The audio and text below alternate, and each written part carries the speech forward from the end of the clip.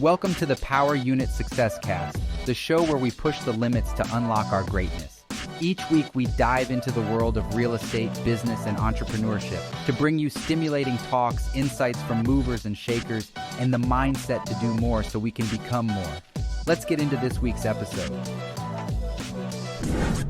What's up, everybody? Welcome to another episode of the Power Unit Success Cast. I'm Chasen J. Miles, and I thank you for being here. It's going to be an exciting episode. If this is your first time tuning in to our show, what we do is we just talk about life and entrepreneurship. So the struggles, the triumphs, the mindsets. I know a lot of you listening or watching this, you're in the real estate industry, but guess what? You can be more than just a realtor. Our theme is do the most. We always do more so that we can become more. And today I got a serial entrepreneur on this show. So I know this is going to be an exciting conversation. This is our first time actually talking, right? My assistant set it up. So I'm excited to get through to it. Look, all the questions that I'm going to ask and the things we're going to talk about, it's literally genuine interest. So I love when I do these episodes with people who I've never spoken with before. Today, I want to introduce you all to, again, a serial entrepreneur. He has a lot going on. We're going to talk about a lot of stuff. Mr. Michael Wheaty. Yes, Welcome sir. to the show. What's good, my guy? How you? Good to see you. Good to Chilling? see you. Yes. So this has been a long time coming. David, as you all know, has raved about you and My just what you guy. got going Yeah, on. And he's my like, dog. y'all gotta chop it up. Y'all gotta talk and all that stuff. So Facts. I'm sure we got lots to talk about. Now, I know I talked about all your businesses. I mentioned them. Just do a quick rundown of what all you got going on. What all businesses do you have? What all you started? Okay. So I have OTJ Sportswear. Okay. It's a sportswear brand. I make clothes for the gym. I have OG Drinks, the bottled cocktail brand. So I got a nice mixology and different flavors in the bottle with fruits and whatnot for the streets. I got my lawn care business in Atlanta, Georgia, specifically Lithonia, Georgia. Got over 100 houses within a 5-mile radius that I manage over there. And here in Dallas, I'm doing photography and videography for the local businesses to help them promote digitally and just build revenue and just go crazy. All around hustle, man. Yeah. I love it. Yeah, I'm the same way. I've started, man, literally since I was a kid. I used to bring snacks to school and sell them, right? And people laugh at this, but you know when you're in grade school and there's that time of day where you done already had lunch, but then you still got the rest of the day, people get hungry, right? Mhm. I was the snack man. That's what's up. And supply and demand, I would charge a premium for these snacks. That's what's up. I would bring breakfast because most kids, they didn't get to school early enough for breakfast, but then lunch was a little ways away. Bringing snacks, bringing breakfast food, Mhm. like from a young age. And I guess I just never stopped. Was it kind of similar for you? Like, what was your childhood like? How did it lead you to being an entrepreneur today? Well, first of all, there was only one kid like that in my school that was doing what you was doing. Really?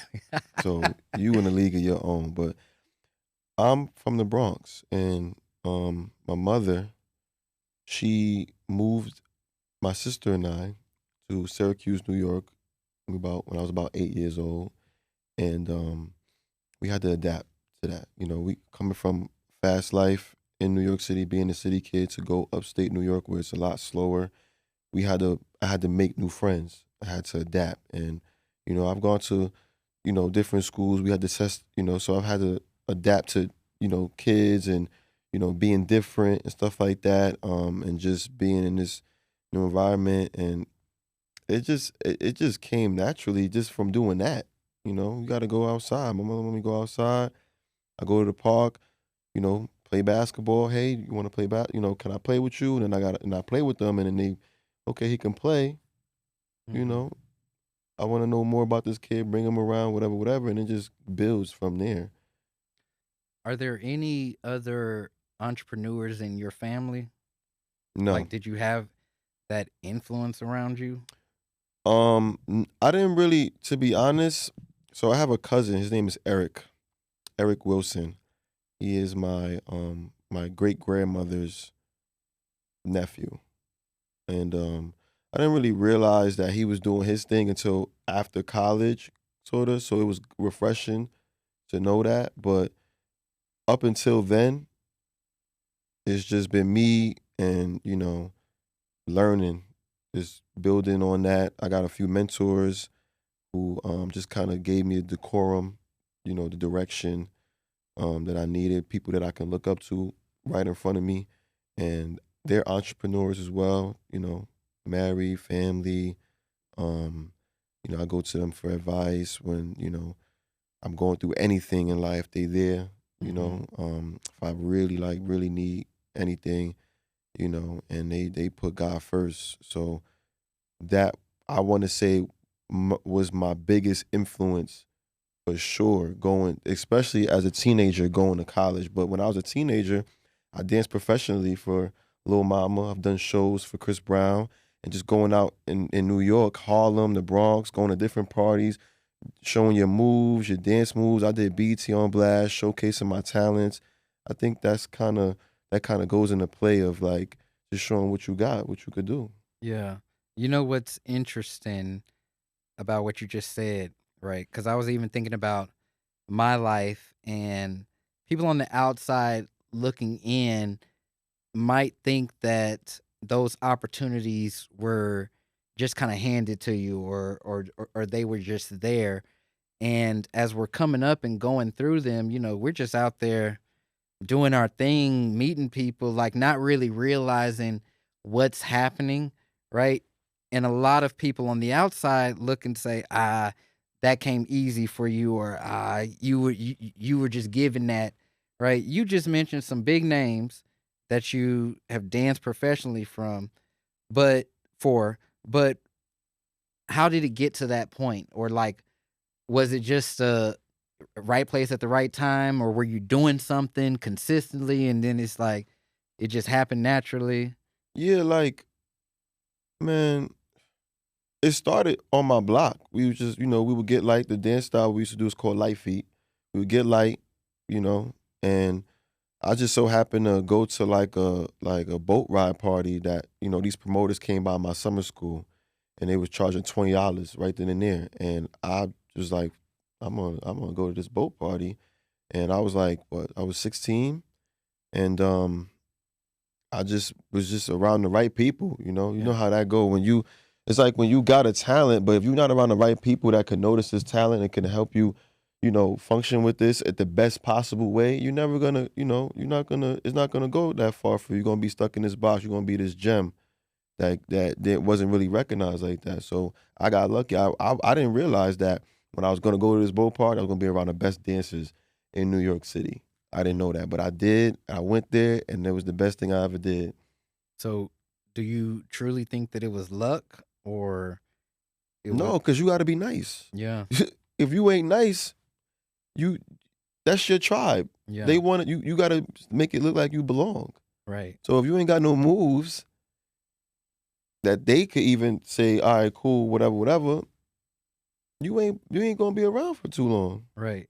Where do you think like people mess up with that? Because I feel like nowadays people get put in the rooms and the situations, and there's opportunity there, but something takes place where it just doesn't happen.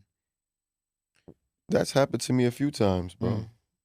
That happened to me mad times, and Yeah. I dropped the ball a couple times. And I think it could be many things. You could be nervous. You could just not be prepared. Um, or you just it could be many things. I know there were times where I was really nervous.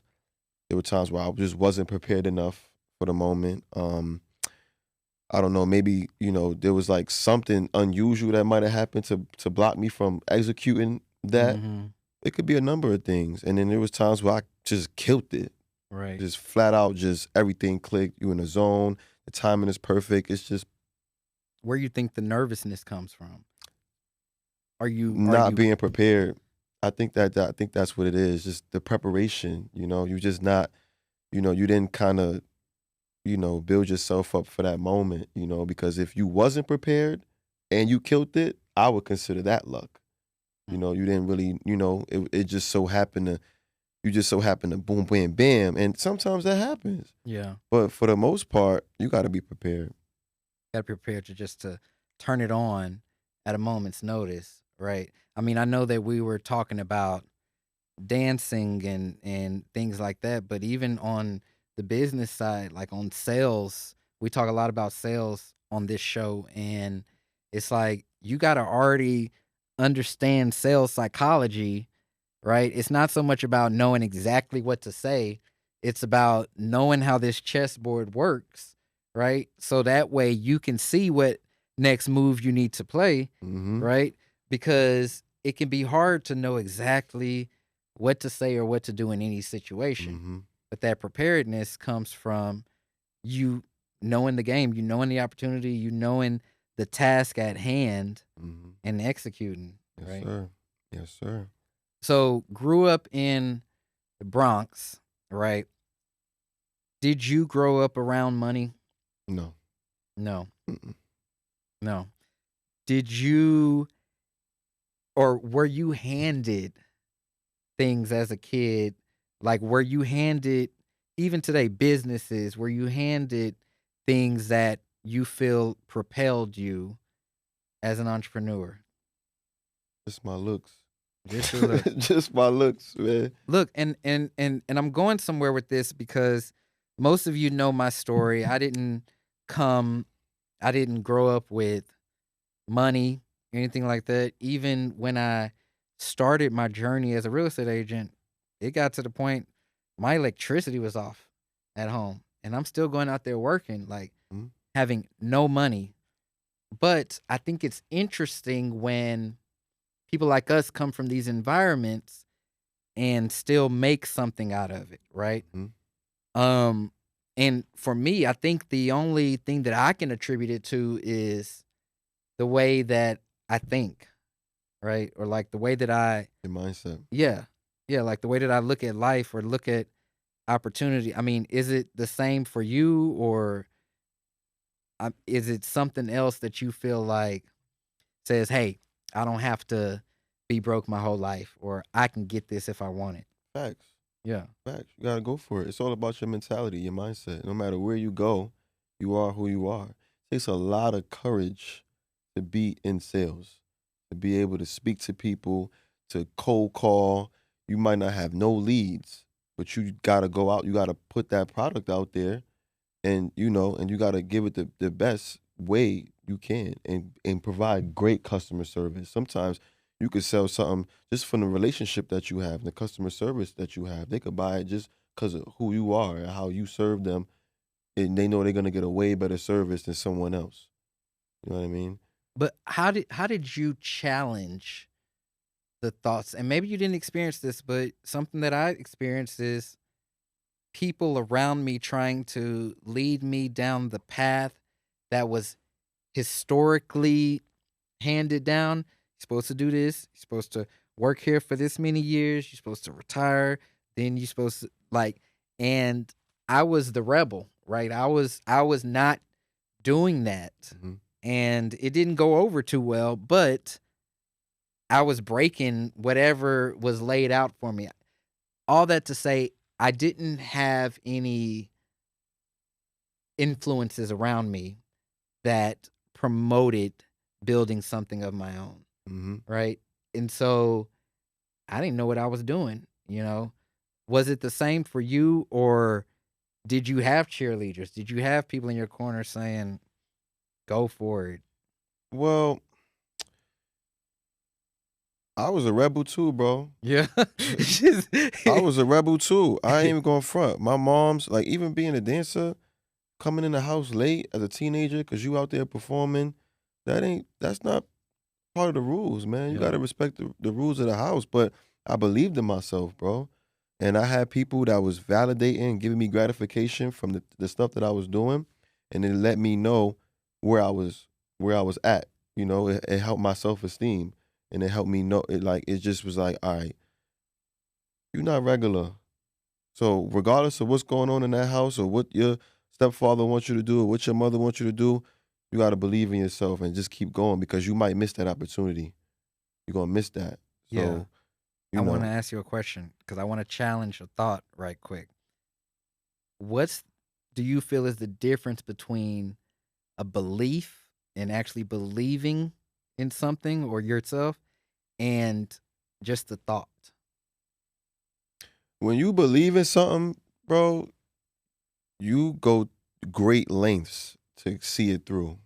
You go great lengths. It don't matter what anybody talking about. They might be convincing and they might hit you with whatever realities that they think that they can place on you. But when you really sit down by yourself and you really think like, nah, it's in your gut. It's in your instinct. You can feel it. Like there's something telling you that you need to go get that. You know, regardless of anybody, whatever opinion anybody got on you, you could feel it. You know, that's the Lord telling you, you need to go. You need to go ahead. You need to go. You might, it's a risk. It might be a risk. You might make somebody mad, but that it's your vision, not theirs. Right.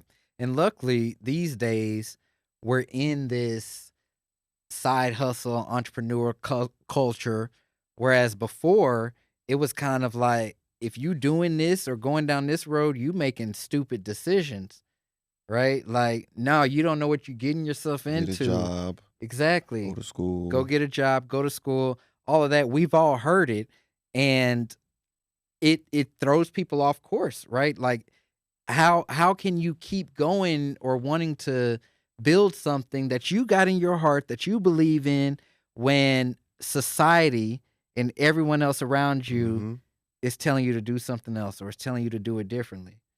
There's a pressure there, right? But hmm for me, I'll say that pressure, it doesn't get to me, Nope. but Gangster. and maybe that's the difference in like Gangster. the true belief, you Because know? when you see it through, was Yeah. I lying? Yep. Was I lying? And that's when I'm a real everybody estate come agent. around. I'm this, do. What happened? Yep. Yep. It's like that for a lot of people. Right. I saw this video on Instagram of Rick Ross, and he was like, "You should have seen the vision then." Mm. Facts. Yeah. Yeah. And it's up to you. That's your responsibility to make sure that you see it through for yourself first, and then they could see it, and then they could be like, "Yeah, he was right." Okay. Yeah. I say that people who don't see it through, it wasn't it wasn't that true belief, it was just a thought, it was just an idea. Like for me, when I decided to go down this road, my electricity was turned off. The choice that I had was go out there and go get a job or figure something else out and still try to make this work. Mhm. And I literally decided to go the hard route that didn't make sense. There was nothing telling me, oh, okay, go do XYZ and you'll get some money besides going to get a job. But I knew going to get a job was the plan B. And I didn't want to have a plan B. I only wanted this route, Mhm. you know? And that takes a certain type of individual, you Yes, know? it does. Yes, it does. But you ain't panic. You No. got your back up against the wall, and you connected your dots, and then you put that action to it, and you had to figure it out. That's, I got ADHD, so Same. they there's this thing that I did research on, and they spoke on how we are the hunter gatherers in the society. So Mhm. when it's time to go hunt, we're better at hunting than someone who could sit down and do their homework in the classroom. Yep. We're noticing other this, that, and the third, left and right, and our flight response is a lot better than somebody who doesn't have ADHD. Like, first of all, our society can't advance without creatives. Most people that have ADHD are creatives. Yeah. we can't advance. You gotta find new ways to survive, to hunt, how to fight off saber-toothed tigers and woolly mammoths. How you gonna figure out how to make this coat? You know what I mean? You need that creativity, and you need somebody with the balls to do it. Somebody with that hyperactivity. You know what I mean? And I did a lot of research because I was trying to figure out, you know, how do I function being ADHD? Everybody made it seem like it's such a disadvantage when it's really a superpower. Like somebody, when you got that fight or flight response, and you got your back up against the wall,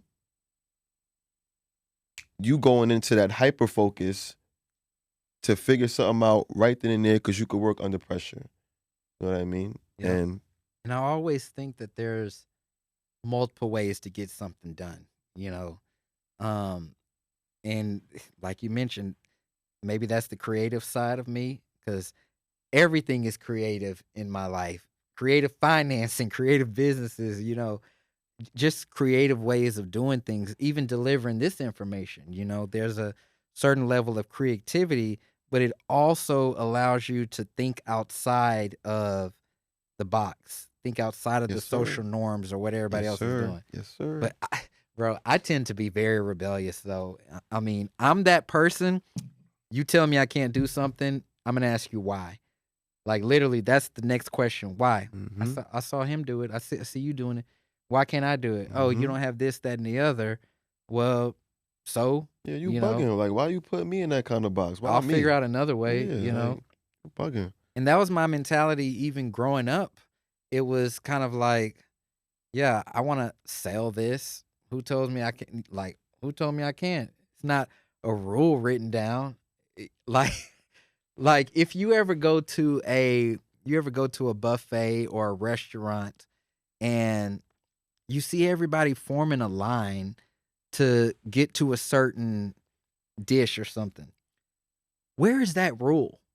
Where is that rule? Like I will walk right up to what I want. Dog. I'm not still like I ain't gonna lie. I don't do lines. yeah. I'm I gonna don't keep do it a lines stack for with you. nothing. I got to Yo, excuse me. You got the. Yeah. You think I could? You feel me? Yeah. Yeah. I Yeah. ain't waiting in no lines. I'm gonna keep it a stack with you. In high school, yo, Miss Da Da Da Da. Yeah. What's up? Yeah. I'm not waiting no lines. You Yeah. crazy? I'm trying to maneuver. And I mean, even lines. Most places that people are in lines, there is no rule or there's nothing written for that line. Like people just start forming. Like I Yeah. gotta stand in this place. Yeah. I've never been that type of person, And it's not. I can't say that it's entitlement. Because you don't. You're being rebellious. They would say that's the word that they would say that you're doing, but you're just society. finding a creative way to kind of push your envelope a little bit while everybody else is kind of like structured and boom, boom, boom, boom, boom. Like, And that's been one of my, I mean, we can even call it a superpower. It's challenging the social norms, mhm. And a lot of these social norms are completely fabricated, make believe, just made up, For sure. right? To control you. To control you. Yep. Oh man, I To didn't know control we were you. gonna go here, Mhm. but yes, and the control is real. But guess what though? When shit hit the fan, excuse my language. No, you Excuse got my it. language. You got it. And they need a solution quick because not everybody's perfect. You late, you got this situation, guess who they go to? They need somebody with those quick solutions. If you late to the airport and you look over at that line and that thing is and you like, I'm supposed to be at the gate in 15 minutes. Yep. How can I creatively get to past this TSA, get on that train, get to the gate in 15 minutes? Cause the Uber done messed up and I had to go through this and I had to wait to get my bags checked and da da da da da da. Yep. Yep. That's when it comes in handy, right? It does. Now you want to skip the line, right? It Oh, does. okay. Oh, okay. Shoot, you roll up to them clear people. Y'all got a free trial? Oh, you do? Come Yeah, on. yeah. Let's do it. Like, Yeah. yeah. And it's like that for a lot in my life, and people will sit back and just like, even people who I'm with, my family, they'll be like, okay, you go try it and we'll see what happens with you.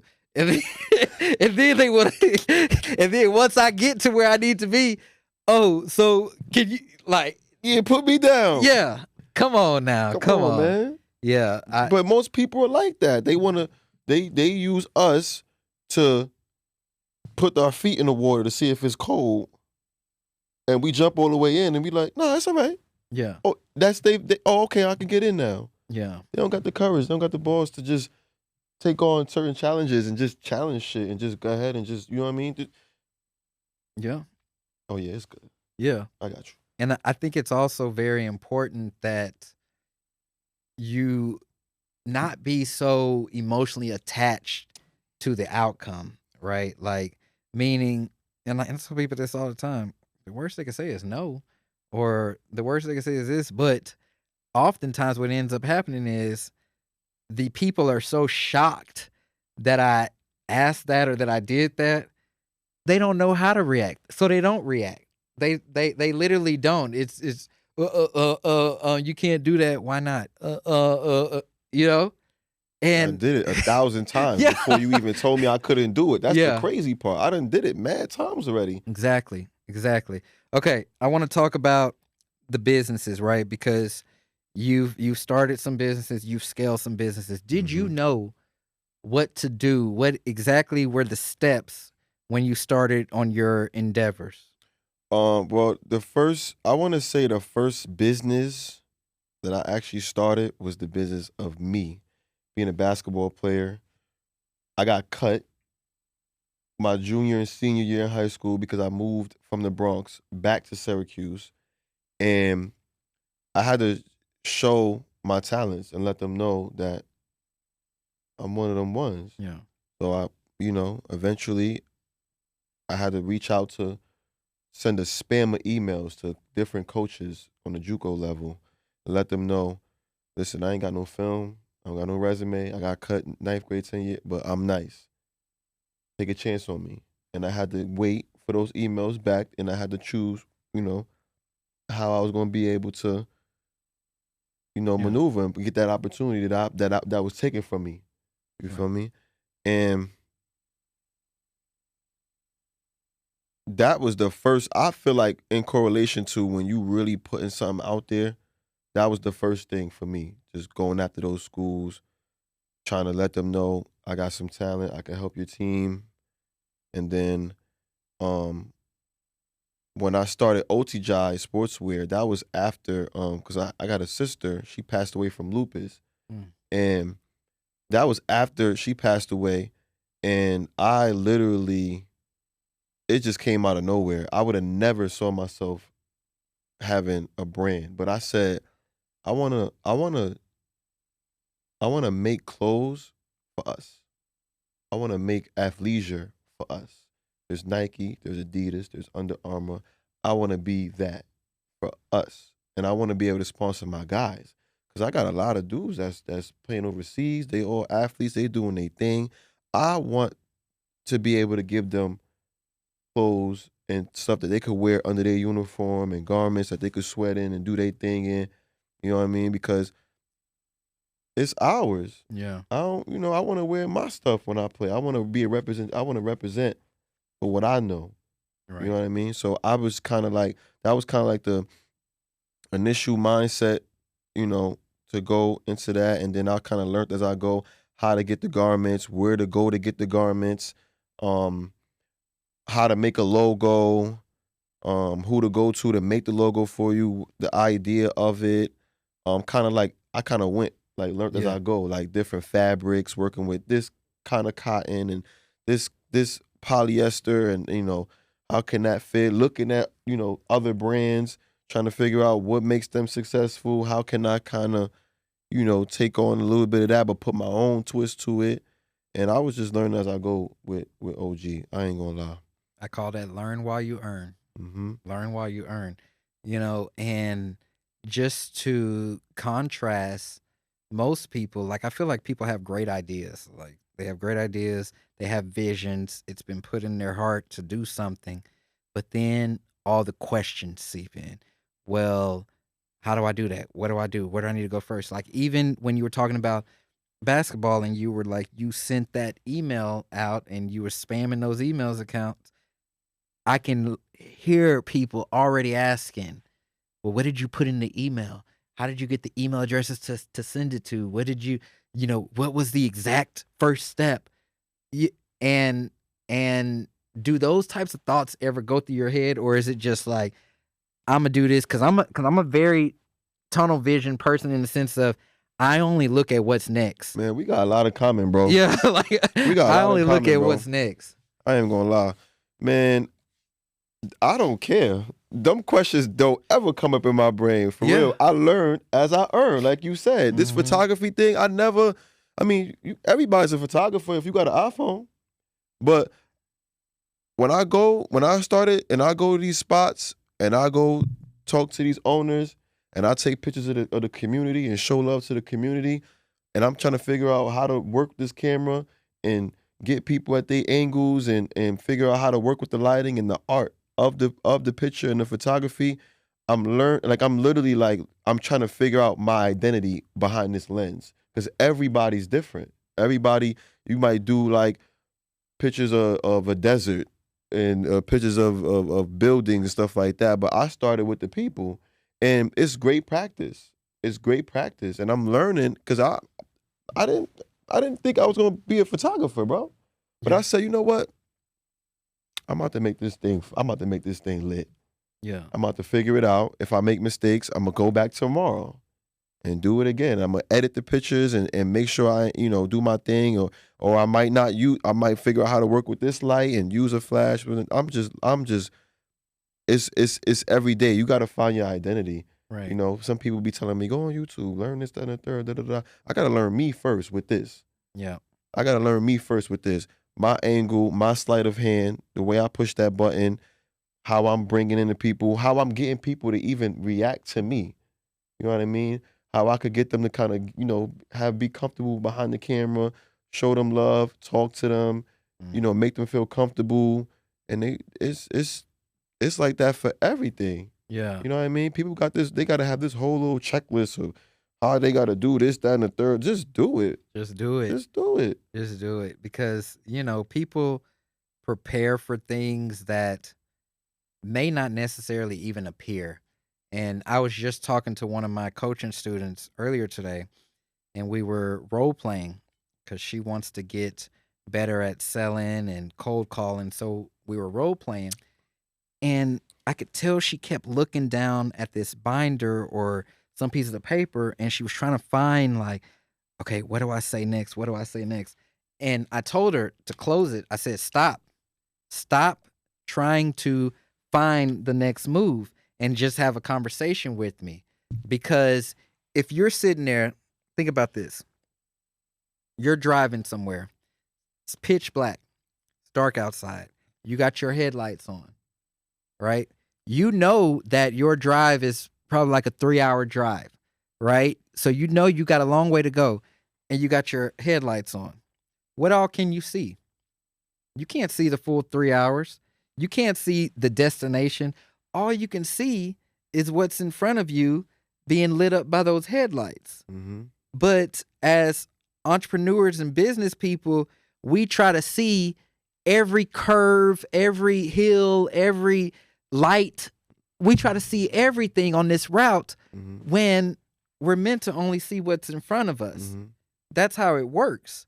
And when you start doing things like that, I feel like you get much further, because then it's not so much like, oh, I didn't prepare for this, so I'm at a standstill. It's more so like, okay, I got here. Do I want to turn left or do I want to turn right? Let's try right. It didn't work. Okay, I'm gonna go left now. Go back, yeah. And that's how I operate. But that's what babies go through, bro. Exactly. That's what when you a baby, babies will fall down, get back up, take 1-2 steps, fall down, get back up. Babies will grab a toy and look at it, put it in their mouth, look at it some more, go like this, hit it on the floor. Like, babies are like that. So why, as you get older, you're losing this? You know what I mean? Children, like I taught swimming for 10 years. And I see how babies are in the water. Some of them are a little bit scary. Some of them want to test out the water. Some of them want to taste it. whatever. Some of them just don't give a damn. They just whatever. You know what I mean? Which is great because now they don't have a fear for water. It's easier to teach them. But when we are born, that's how we are. For real. Yeah. Don't eat that. Now we giving them the rules. Don't eat that. You can't do that. Yeah. Stop that. But you just learning. It's part of your cognitive, your development. You're learning. You're trying to figure out what this is, what you could do with it. And that's how we learn. That's how you know what's spicy, what you could put on your food. Our society is very advanced. We are very, being a human being, we're very much in conflict as human beings, but we are very smart. But we place this on each other. Yeah. How do you know creatively what to do with this so that our society can function? How do you know if this is food or not? How do you know if this is poison or not? There's somebody out there that had the courage, the balls to do it, and then you like, I ain't about to mess with that one. Yeah. You know what I mean?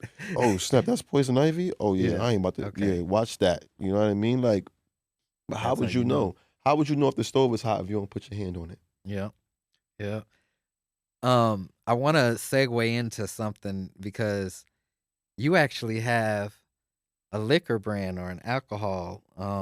And a couple years ago, we had on the show Trey Feist. He's the founder of Dank Vodka, and he's spoken at the Do the Most conference a couple of times. And I remember having him on when he first started the brand, and man, he's out there like grassroots hustling, building his vodka brand. That's the best way to. Oh my gosh, like the best way.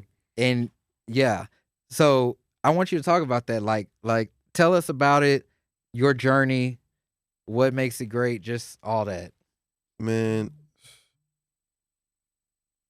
so I had this friend, and because in New York City they call it the Nutcracker. So they get these little milk carton bottles, and they throw in this concoction of alcohol, but they use stuff like Everclear and like all the cheap alcohol, What you could afford at the and time. whatever, and then they make it whatever. But I saw this girl who's a good friend of mine, and she was doing it, and I was just like, you can brand this, like you can literally make this like a brand, you know what I mean? And I just let her, she was with it, and I gave it a whole identity. Like it's not just a Nutcracker. We're gonna use the best alcohol. We're gonna label the bottles, and we're gonna make this shake. I'm gonna go to Harlem. I'm gonna go to the Bronx. I'm gonna go to all the events. I'm gonna go to the beach, and we're gonna start with that. And then, I suggested that we have multiple flavors. So so you might have a bottle with Hypnotic and Henny in it. Then you might have a bottle with Ciroc and Patron in it, or you might have a bottle with Ciroc, Patron, and Hypnotic in there. You know what I mean? But a combination, yeah.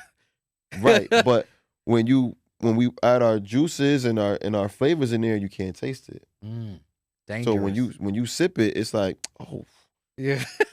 Oh, let me take another sip. No, this sounds like a recipe for disaster. Listen. But I kind of want one. I'm not gonna lie. Listen, man. When I used to love that response though. When they take that first sip, and I look at them, and they take that second sip, and they go, yeah. What's in this? Yeah, what's in this? What you said was in this? Henny, Hypnotic. You feel me? And what? And they like, wow, this is good. And you got fruits in here too. Oh, all natural. You got a snack in a bottle. Yeah. So I used to just make bottles all night, freeze them. I would go to Dykeman, Coney Island, downtown Manhattan, all the events in the Bronx, and they just show mad love. And then I got entrepreneur like mentors in New York City too, guys that own restaurants since the 80s. And I'm like, how are you still here? You stood the test of time in Manhattan. I need to know your formula.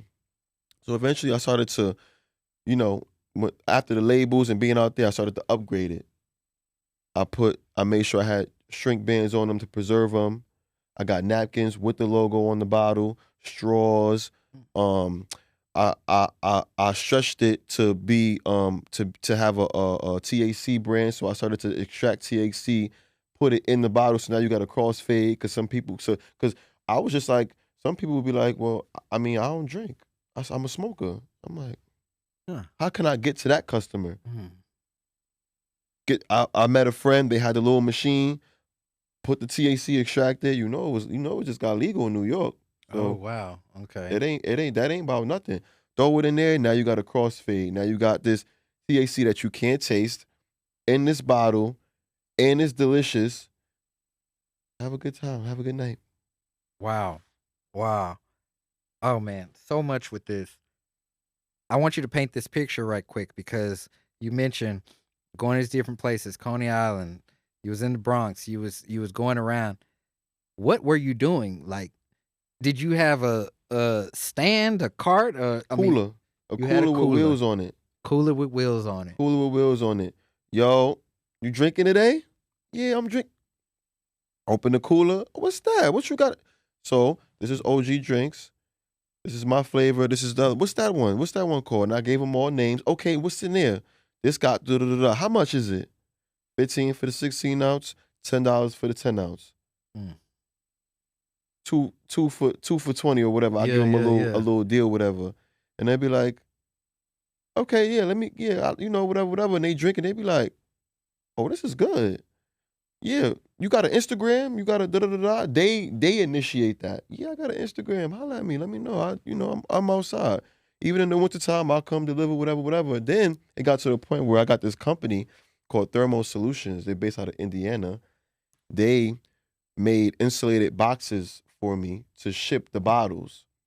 Insulated boxes with gel packs so that I could reach people California, Colorado, this brand. Yeah. I got the boxes at my house right now. And that's scaling activity right there. Like, Yes, sir. Yes, sir. literally making the drinks, selling them out of a cooler, now to shipping nationwide. Like, and the reason why I'm pointing that out, I'm not just trying to show another success story, right?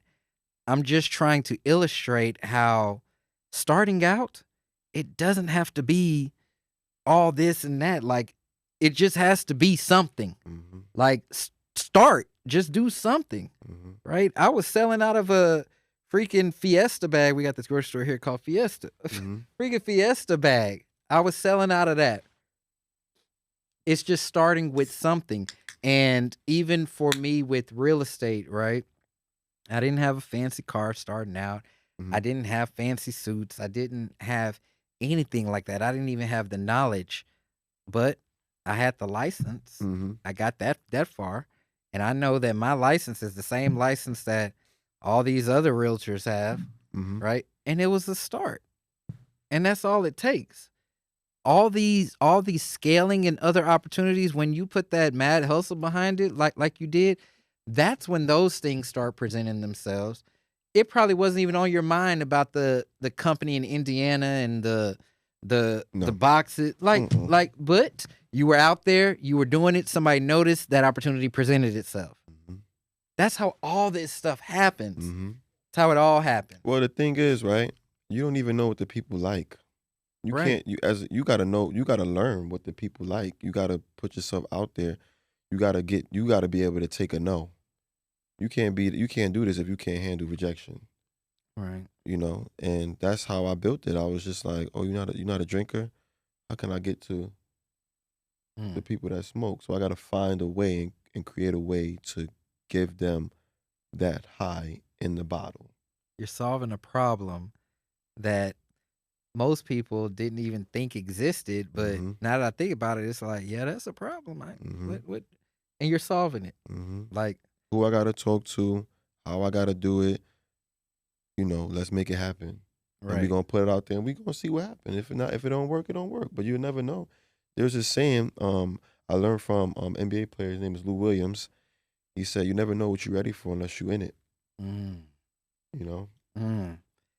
There was this our guest we had last week, her name's Nwani Davis, and she gave this example from her sister of being in grade school, and she said, when you reach the ninth grade, you've done everything that you needed to do to get to the ninth grade. Like that was what you prepared for. While you're in the ninth grade, you're not learning ninth grade stuff. You're learning what's preparing you for the next level up.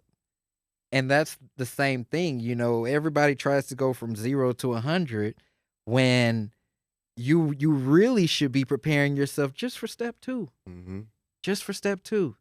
Like with suppliers, you're dealing with suppliers on your probably with your apparel, with your alcohol, with all kinds of businesses, right?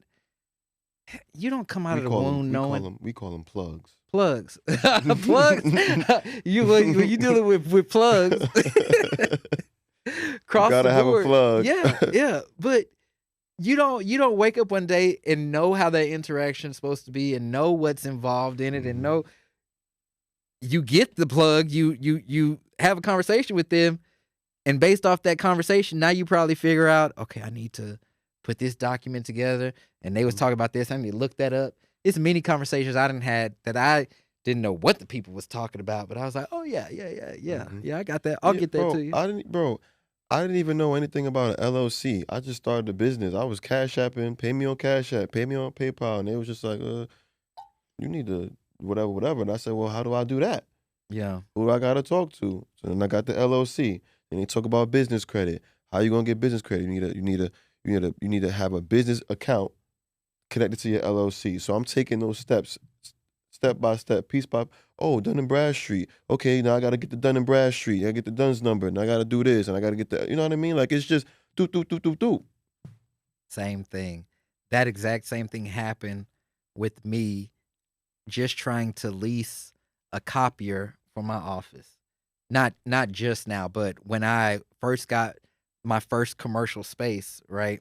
And I had agents and I was like, okay, this little Office Depot printer ain't gonna make it too far, right? Mhm.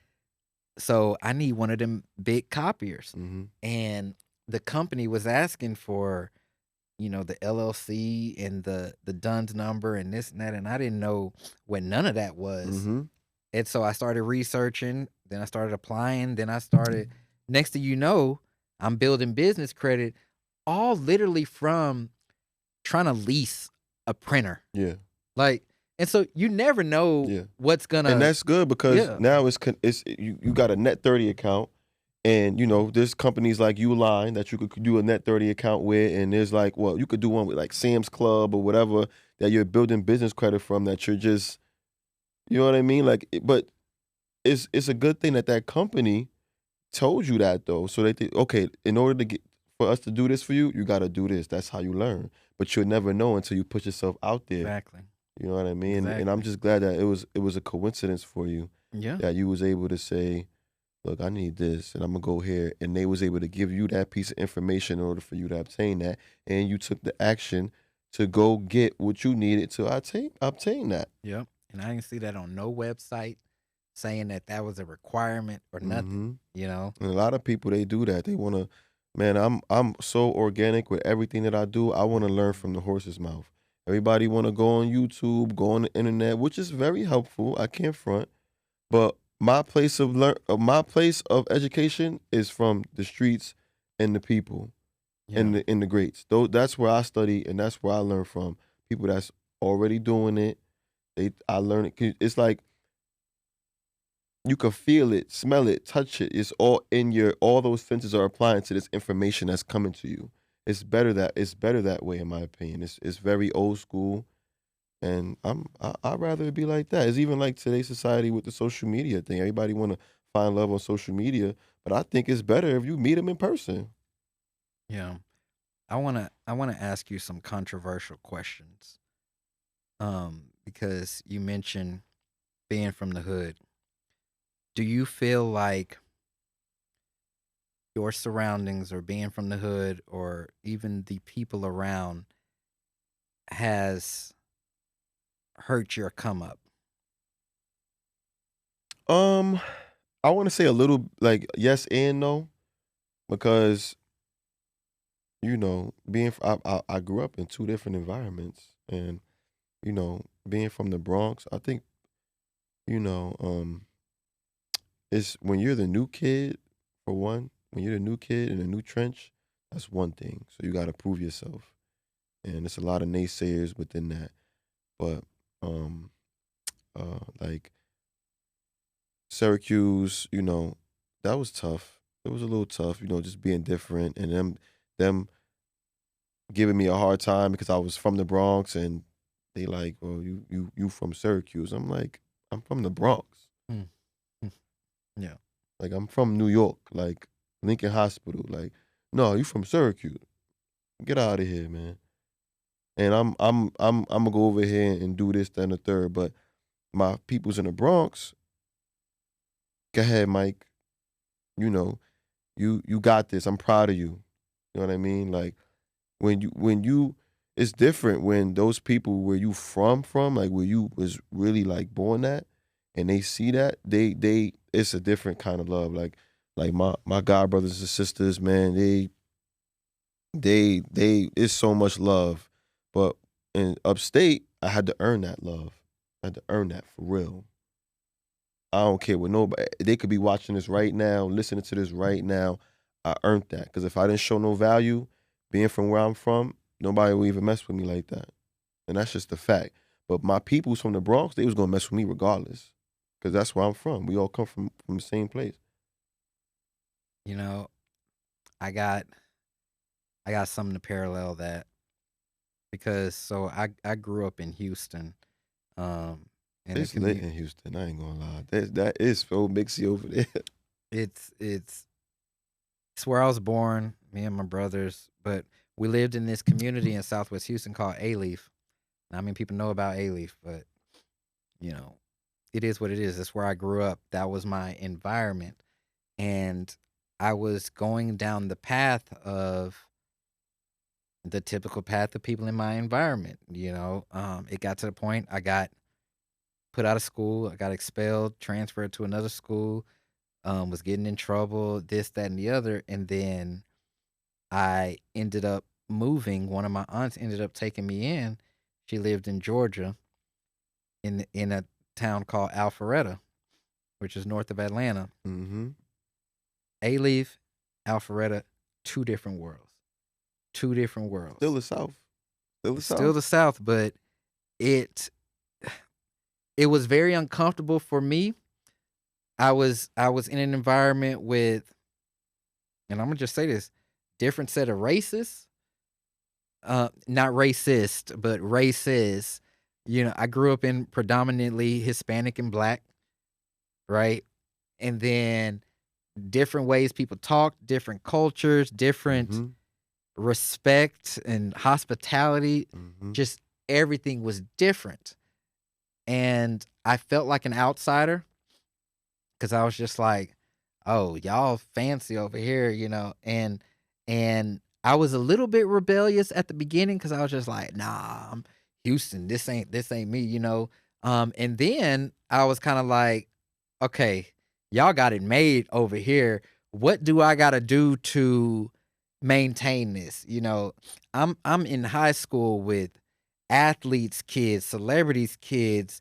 I was working at Chuck E. Cheese, and that Chuck E. Cheese in Alpharetta, like, just imagine the celebrities that were bringing their kids there for birthday parties and stuff. Like, I'm seeing stuff that I only saw in magazines and just always thought that I could never have that. Like, this is celebrity stuff. These houses real, real big. Mm-hmm. I ain't never saw that growing up, but it changed something in me. But then back home, I was also dealing with adversity, like, oh, you this, that, and the other now. And then kind of in the school, there was a little bit of adversity there. It's just like, oh, you not from around here. Cause this is one of those communities where everybody, like, they start from elementary school and they've been with the same people all the way up until they graduate just because it was a small town at the time. And so it came from both ways for me. However, that was my like new way of seeing the possibilities because I was just kind of like, not y'all ain't shit or nothing, but it's just like y'all regular people too, you know? And prior to, I had this, oh, those are the untouchables, or that's not meant for us. We just got to look at that from a distance, right? My mentality started to change. I was that broke kid, but now I was starting to think rich, you know, think rich. And even for my brothers, right? My brother stayed down in Houston. It was just me who got sent over there, which I'm so thankful for, but it was just me. So we even at that adolescent age started to have different levels of thinking, Mm-hmm. right? And it was so interesting because like we said earlier, like, yeah, it's the mind, but what happens when broke kids start thinking rich? Mm-hmm. You know? How does that happen? What I can't tell you right now, but that's how I can explain it. Broke kids thinking rich. Mm-hmm. Man, you like what you like. You wanna have that life.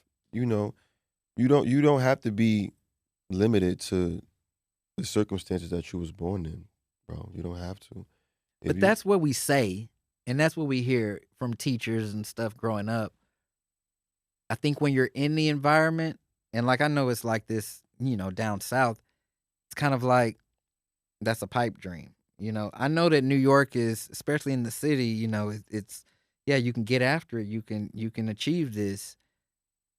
Down south, for me and what I experienced, it was just like, uh-huh, yeah, laugh about it, mm-hmm. you know. Mm-hmm. And it can be hard to break out of that and like really know that it's true. Like, oh, I want to be an astronaut. It's like, yeah, you could be what you want to be, do it. And then you get to a certain age, you're like, you ain't gonna be no astronaut, boy. Like, go ahead and you better get these good grades so you can get a scholarship because we can't pay for college if you want to go. So you gotta go because I'm telling you, you But gotta that's go. ignorance too, because you got FAFSA, you got financial aid. Even if they ain't got the money, you still take student loans out and go to school. You Yeah. know, I mean, you could aim to get a scholarship, but a lot of people aren't that great at school, but still need to go to school. You know what I mean? Yeah. Me too.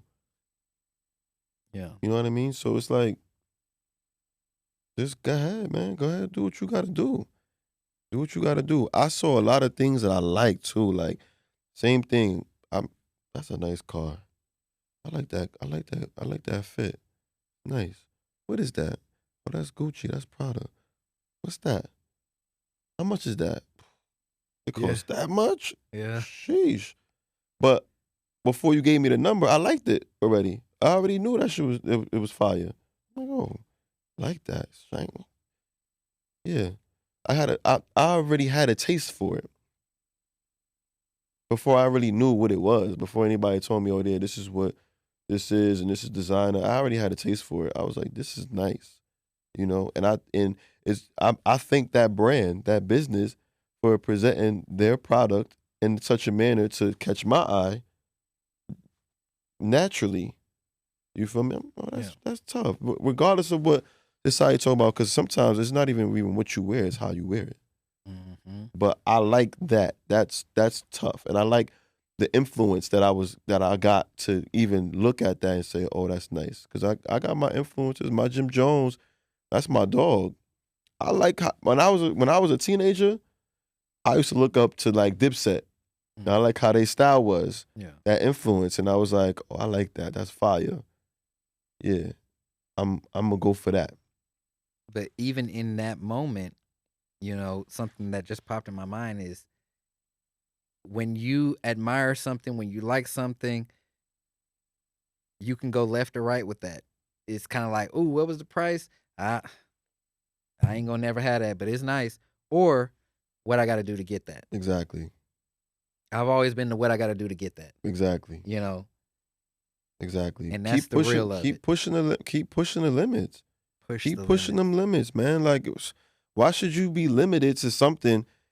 You never know what you're ready for unless you in it. Just go for it. You don't even know. Like that, you might not even like it once you get it, but you gotta try it to know it. And You I'd might be been like, there. it ain't even that Oh, this serious. is all it is. Oh, okay. Oh, she. Yeah. oh, y'all was hyping her up, and then I got her, and she ain't even know all that. Right. Yeah, I'm good. Yeah. But you never know. Yeah. But God gave you that vision. God gave it to you, and you need to see it through. And I'm so thankful and just blessed that he spoke to me in this manner, and he came in my body, my mind, and when I opened my eyes for the first time and I saw the world, that I was able to maneuver in this manner, and I'm just gonna keep going. And I encourage everybody to do the same. And I'm glad we have that in common, for real. Beautiful. Because it's critical. Absolutely. It is vital. Absolutely. So where can people connect with you, keep the conversation going, follow your brands? Where's the best place? Man, Instagram, Okay. Facebook, Twitter, my phone number, 718. Don't get your phone number out. No. Listen, call me. I got 2 phones. Call me. We could chop it up. Let me know. I'm outside. I'm here, man. I'm just doing what God is speaking to me to do. And I respect people. And I've moved around a lot. I'm Garifuna. My family's from Honduras, Guatemala. My sister's father's from Ghana. I've been exposed to so much culture and different people and the way things are with different cultures, and I found all commonality with all that. We got to have you back. So, yeah, appreciate y'all. Thank you for being here. Thank you for being so open and just letting it flow, like sharing what was in your head. Definitely check the show notes and check the comments for his links, the descriptions. Subscribe to this podcast if you haven't yet. Share it with somebody who may needs to hear this. But other than that, we will see y'all next week. Thank you for listening to the Power Unit Success Cast. If you're excited about what you just experienced, make sure to subscribe. Also, leave us a rating if something you heard resonated with you, and feel free to share your thoughts about this episode on Instagram. See you next week.